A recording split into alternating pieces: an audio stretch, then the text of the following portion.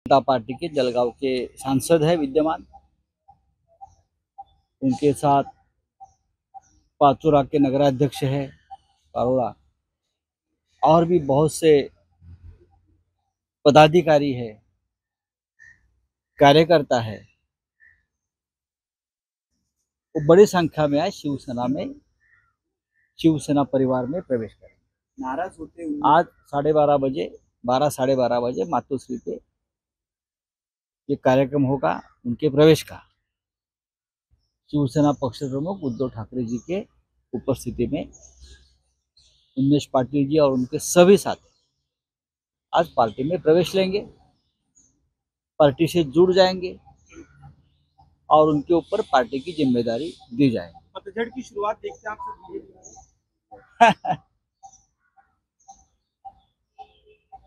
पतझड़ नहीं है, पूरा पेड़ ही टूटने वाला है। नीचे से जो जड़ें होती है ना, वो जड़ें ईडी और सीबीआई की है, पार्टी की नहीं है।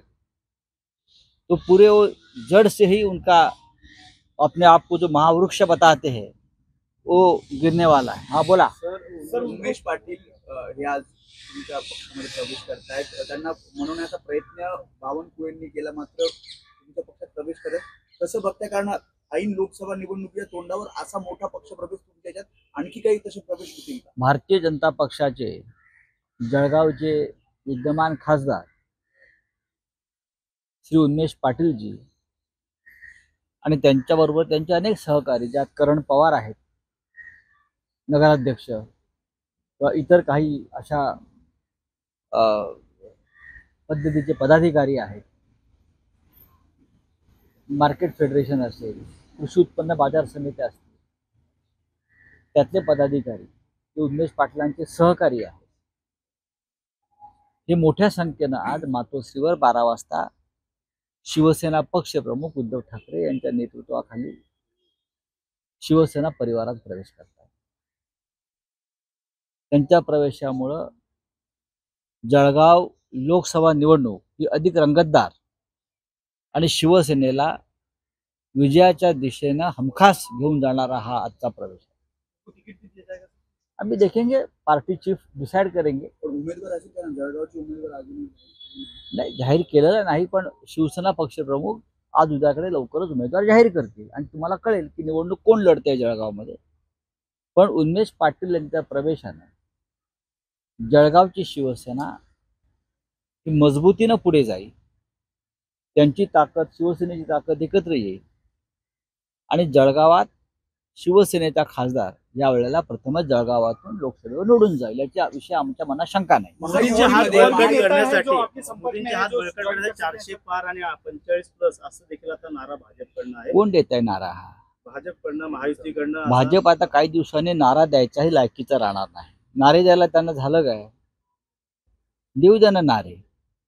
मोदी नारे देत होते, अखंड हिंदुस्थान करू, पाक व्याप्त काश्मीर हिंदुस्थानात आणू, चीनला धडा शिकवू, हा दिले ना नारे। त्यांचे एक नाऱ्यांचं पुस्तक काढलं पाहिजे। हे नारे कोणाला देत आहे? गर्जना आणि नारा यात फरक आहे। आमच्या गर्जना आहेत, आमच्या वाघाच्या डरकाळा आहेत, त्यांचे नारे आहेत। देऊ द्या त्यांना नारे। किरण सामंतांनी माघार घेतली रत्नागिरी, मला माहित नाही। सतारा वाली जो सीट है उस पे ये अटकलें लगाई जा रही है कि पृथ्वीराज चौहान कंटेस्ट कर सकते हैं। एज एन अलायंस ऑफ महाविकास आघाड़ी आप किस तरह से देखते हैं इसको? इस बारे में अधिकृत घोषणा हो गई है? नहीं हो गई। अफवाहों पर विश्वास नहीं रखता हूँ मैं। पृथ्वीराज चौहान बड़े नेता है, राज्य के मुख्यमंत्री रह चुके हैं। सातारा सीट राष्ट्रवादी कांग्रेस पार्टी की है, एनसीपी की है। अगर दोनों में कुछ निर्णय होता है उनका निर्णय है, लेकिन पृथ्वीराज चौहान जी बड़े नेता है। सर विपक्ष के पिछले 10 सालों में 25 जिन नेताओं पर भ्रष्टाचार के आरोप थे, उनमें से 23 को या तो क्लीन चिट मिल गई या फिर क्लोजर रिपोर्ट फाइल कर दी गई है आप बीजेपी ज्वाइन करने के बाद। ये तो लड़ाई है ना भ्रष्टाचार के खिलाफ मोदी जी की। मोदी जी ने कल कहा है ना भाषण में, हाँ मैं भ्रष्टाचारियों से लड़ना चाहता हूं और इंडिया गठबंधन जो है भ्रष्टाचारियों को बचाना चाहते हैं। ये उल्टा करना चाहिए। मोदी जी ने कहना चाहिए कि मैं भ्रष्टाचारियों को बचाना चाहता हूं मेरे पार्टी में लेकर, और इंडिया गठबंधन जो है वो भ्रष्टाचार के खिलाफ लड़ना चाहते हैं। आज पूरे देश के भ्रष्टाचारी अपने पार्टी में लेकर मोदी जी भ्रष्टाचार से लड़ना चाहते हैं, ये कौन सा तरीका है? कल देखा आपने संजय सिंह को सुप्रीम कोर्ट ने जो जमानत दी है उसमें ईडी की नहीं, मोदी सरकार और बीजेपी की पोल खोल दी है। आप किस तरह से गलत तरीके से अपने विरोधियों को ईडी का इस्तेमाल करके जेल में बंद करते हो। लेकिन अब ये समय आया है, धीरे धीरे आपको पता चलेगा ये कितने गंदे लोग थे जो सरकार चला रहे थे। नारायण राणे विरुद्ध विनायक राऊत असा सामना पडताना पाहायला मिळेल. आम्ही त्या सामन्याचं स्वागत करतो. पण किरण आम्हाला हाच सामना पाहिजे, आम्हाला हाच सामना पाहिजे. उदय सामंत म्हणतात शिंदेना त्रास होऊ नये म्हणून किरण सामंतांनी आपली उमेदवारी मला त्याच्याविषयी काय माहित नाही, पण पुन्हा एकदा रत्नागिरी सिंधुदुर्ग मतदारसंघातून विनायक राऊत हे शिवसेनेचे खासदार म्हणून विक्रमी मताधिक्यानं लोकसभेत निवडून जातील आणि शिवसेनेच्या विजयाची परंपरा तिथे कायम राहील याविषयी कोकणी जनतेच्या मनात आणि आमच्या मनात अजिबात शंका नाही. माजी पंतप्रधान मनमोहन सिंह यांचा 33 वर्षानंतर संसदीय राहुल कार्यकाळ गांधी कहते हैं कि ये देश जल जाएगा अगर मोदी फिर से चुनकर आएंगे तीसरी बार. आप किस तरह देखेंगे दिल्ली मोदी आने के बाद बात नहीं, 10 साल से देश जल ही रहा है भ्रष्टाचार की आग में, सांप्रदायिकता की आग में. कहाँ है देश? देश इतना कमजोर हुआ है 10 साल में. नारायण राणे विरुद्ध विनायक राऊत असा सामना पडताना पाहायला मिळेल. आम्ही त्या सामन्याचं स्वागत करतो. पण किरण आम्हाला हाच सामना पाहिजे, आम्हाला हाच सामना पाहिजे. उदय सामंत म्हणतात शिंदेना त्रास होऊ नये म्हणून किरण सामंतांनी आपली उमेदवारी मला त्याच्याविषयी काय माहित नाही, पण पुन्हा एकदा रत्नागिरी सिंधुदुर्ग मतदारसंघातून विनायक राऊत हे शिवसेनेचे खासदार म्हणून विक्रमी मताधिक्यानं लोकसभेत निवडून जातील आणि शिवसेनेच्या विजयाची परंपरा तिथे कायम राहील याविषयी कोकणी जनतेच्या मनात आणि आमच्या मनात अजिबात शंका नाही. माजी पंतप्रधान मनमोहन सिंह यांचा 33 वर्षानंतर प्रधानमंत्री ने कहा संसदीय है कि राहुल कार्यकाळ गांधी कहते हैं कि ये देश जल जाएगा अगर मोदी फिर से चुनकर आएंगे तीसरी बार.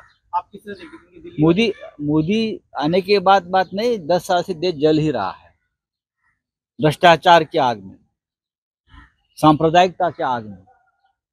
कहाँ है देश? देश इतना कमजोर हुआ है 10 साल में. तो राहुल गांधी जी ने झूठ क्या कहा है? राहुल गांधी जी ने सच कहा है. चलिए ठीक है. अरुणाचल प्रदेश में सर शिंदे गटावर त्याची कोंडी झालेली दिसत आहे. त्यांचे मतदार राखण्यासाठी शिंदे गटाची धडपड चालू आहे. सर अरुणाचल प्रदेश के कुछ गांव जो है उनका नाम जो है वो चाइना ने चेंज कर दिया गया है. उसके ऊपर आपने आग्रह किए कि हमने लिखा है, प्रधानमंत्री जी उसके ऊपर बात नहीं करेंगे. देश की राष्ट्रीय सुरक्षा है, राष्ट्रीय मुद्दा है, चाहे मणिपुर हो, चाहे अरुणाचल हो, चाहे कश्मीरी पंडितों की घर वापसी हो. मोदी जी ने उनके भाषण में, चुनाव प्रचार के भाषण में अब तक उनके ऊपर एक सेंटेंस भी बोला है. ये कौन से प्रधानमंत्री है जो देश की समस्या के ऊपर बात नहीं करते और अपने विरोधी के ऊपर बात करते? सिर्फ तर उदय सामंत यादीमध्ये उल्लंघन झालं असं राज्य निवडणूक आयोगाने हाँ? निवडणूक आयोगाने जे समोर आले की शरद पवारांनी पत्र दिलं होतं त्या संदर्भात. तो ठीक आहे, त्यांना विचारा ना पवार साहेबांना. सर उदय सामंत यांनी असं सांगितलं 8 आमदार आहेत ते आमच्या संपर्कात आहे. नाही ते आकडा चुकलाय. 80 आमदार असतील, जिस तरह से 80 आमदार असतील. बरं का, आपल्या घरात आपल्या भावाकडे आधी पहा म्हणावं. जिस तरह से सी वोटर्स का सर्वे आया है उसमें पंतप्रधान की पसंद नरेंद्र मोदी को दी गई है. अंतर काफी बड़ा है. क्या कारण हो सकता है? विरोधक जो है वो एक चेहरा पीएम के तौर पर नहीं लाए, कंफ्यूजन है, इसलिए हो रहा है. चुनाव के नतीजे आने दीजिए, फिर ये चेहरा कहाँ जाता है आपको पता चलेगा. झोला लेकर जाना है उनको, सिर्फ कहाँ जाना है वो मार्ग उनको स्वीकारना है. इंडिया आघाड़ी का अभी भी चेहरा तय नहीं है. कोई जरूरत नहीं है चेहरे की. एक चेहरा 10 साल हमने देखा है, लोग उब चुके हैं. ये चेहरा वापस नहीं आएगा. ये डरावना चेहरा है देश के लिए. लोग डरते हैं उनका चेहरा देखकर. तो महुआ मित्रा पे मनी लॉन्ड्रिंग का केस दर्ज करने की बात कर जा रही है ईडी को लेके, जिस तरह से जो कैश फॉर देखिए, जो लड़ने वाले हैं, जो संघर्ष करने वाले हैं, जो मोदी जी को सवाल पूछेंगे, उनके ऊपर ईडी सीबीआई लगने वाले हैं। संजय सिंह के ऊपर लगी, केजरीवाल के ऊपर लगी, मनीष सिसोदिया के ऊपर लगी, सत्येंद्र जैन के ऊपर लगी, संजय राउत के ऊपर लगी, नवाब मलिक के ऊपर लगेगी, सबके ऊपर ईडी लगेगी, सीबीआई लगेगी। लेकिन जो डर गया वो मर गया। ये देश है, अगर इस देश को बचाना है तो हमको लड़ना होगा, डरना नहीं होगा। सर महाविकास मुख्यमंत्री आघाडीची 4-5 वेळा भेटले पत्रकार परिषद आज होणार आहे.